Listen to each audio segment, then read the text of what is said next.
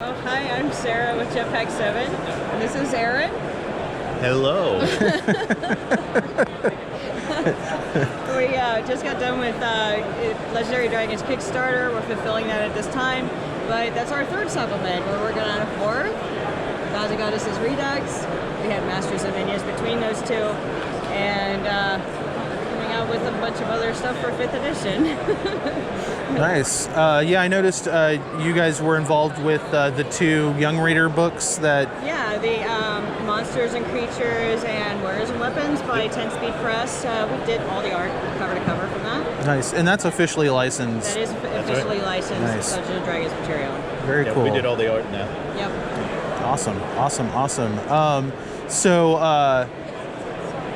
you're starting on your fourth supplement. Yes, it's a redux of our first supplement, Gods and Goddesses. We're just revising and expanding the content. We figured it was our first Kickstarter, and we figured we could do more with it. Gotcha. Expanded. Yeah, it's the expanded edition. 50 extra pages we're putting in there, and 3 extra gods. Nice. And more fancy. And there's going to be fancy, yes. Yes, it's going to be very fancy. The cover will have bling. Yes, we'll put like those little gems on it. Yep.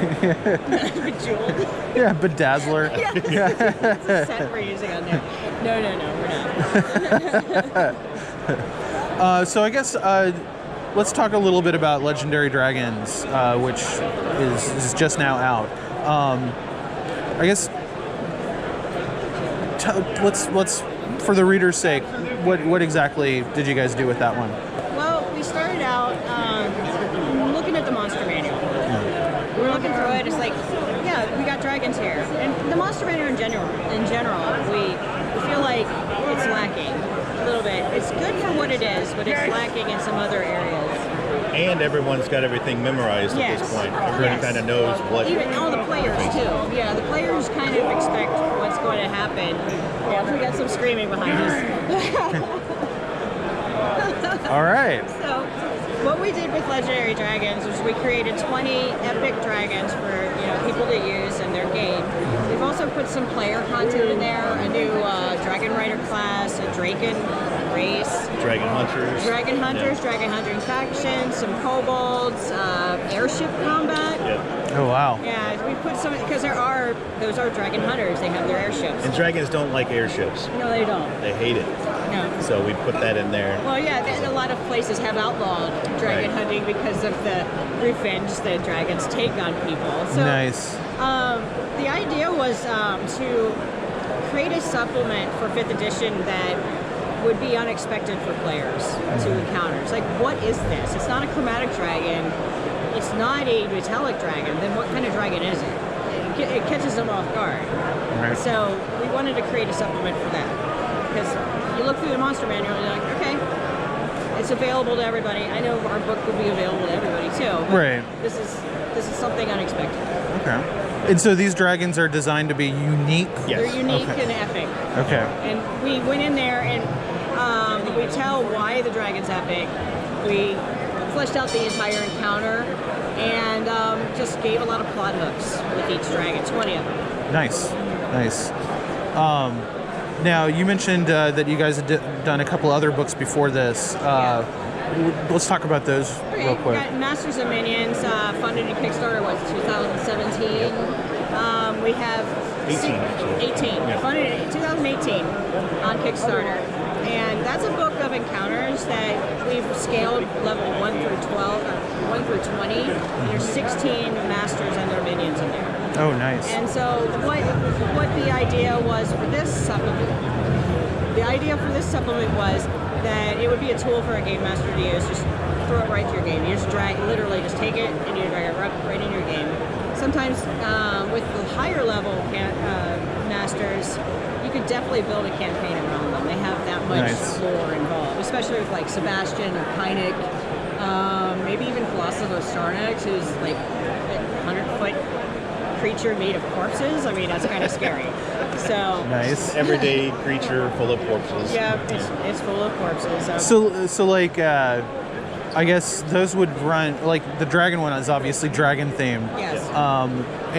But the theme of this allows for a little of the minion masters and minions allows for a little more variation. Yes. Like, give us an also- example of, like, you mentioned a master made of corpses. Yeah. The So colossal obviously starters. you've got some undead represented there. Like, what are some of the examples of some of the other masters We've and got their this minions? ranger guy who kind of went crazy, and now his thoughts have become manifested, they become semi-physical, and so they come Nice. after the growth.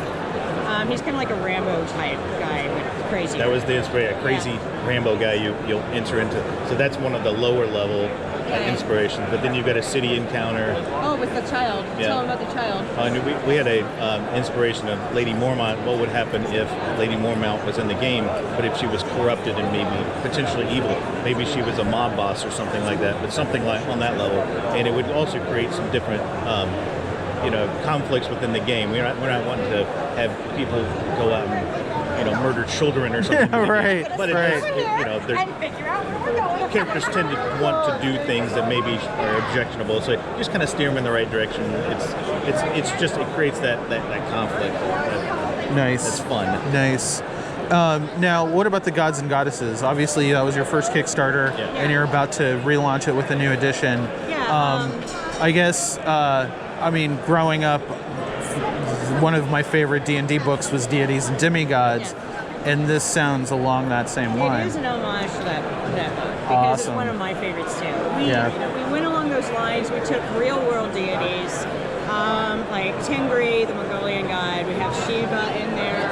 We have we created Vivian, the Lady of the Lake. She's not really a deity, but she's a new god that asserted herself into godhood. Nice. There's Mezu from Indonesian and Philippines.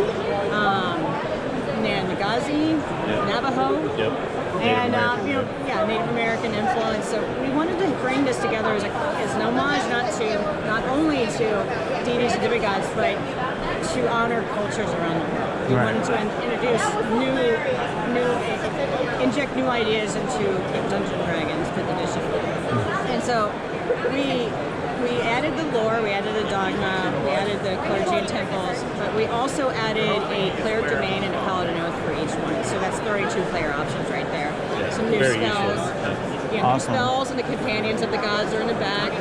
With the expansions, we're putting in a few mini adventures that are related to the deities, and some more player options that are beyond clerics and paladins that are followers of the new deities. We're putting three more in.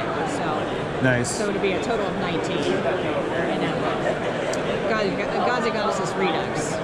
Right on. Yeah. Now, in the process of doing these supplements, is your intention that this is all like a shared world? Are you creating a lore for a shared world, or is it just? To be determined. Okay. Actually, not. It's stay tuned because we have that. We have that on our boilerplate. We Nice. have it. We want to create a campaign setting. We want to create something entirely unique, and some of those gods will play a big role in it. Nice. I suspected that might be something you guys had thought about. Yeah, Just absolutely. a hunch. Yeah. Now, these are primarily meant for 5th edition. Yes.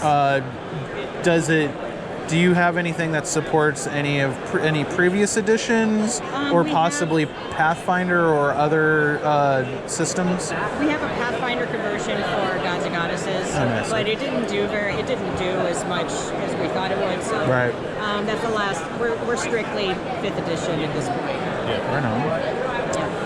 All right. Well, cool. I don't think that's necessarily a bad thing. No, 5th no. edition is huge now. Yeah. It's a renaissance. It is a renaissance. Yeah. I'll tell you what, we do have some exciting things planned coming up. We have some monthly content where we will be creating monsters and campaigns, and it's called Game Masters Digest. You can check it out on our website, jetpack7.com. Sign up for the mailing list. Oh, nice. Okay. And we have some other goodies in store where we'll be, introducing some mechanics to the game that will make it a little more, as far as combat, a little more.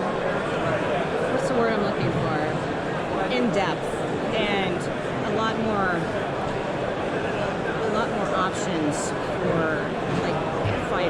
And you're not doing the same thing every turn. And then there'll be also group bonuses that we'll be throwing in there that will, as a group, the party will come together and do extra special things. Stay tuned for that. Awesome.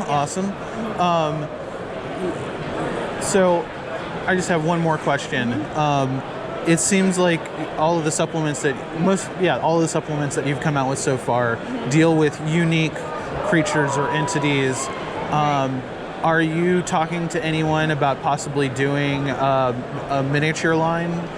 Not at this time. It's just, we're still a small company, but we would like to. We like minis. Yes, we love minis.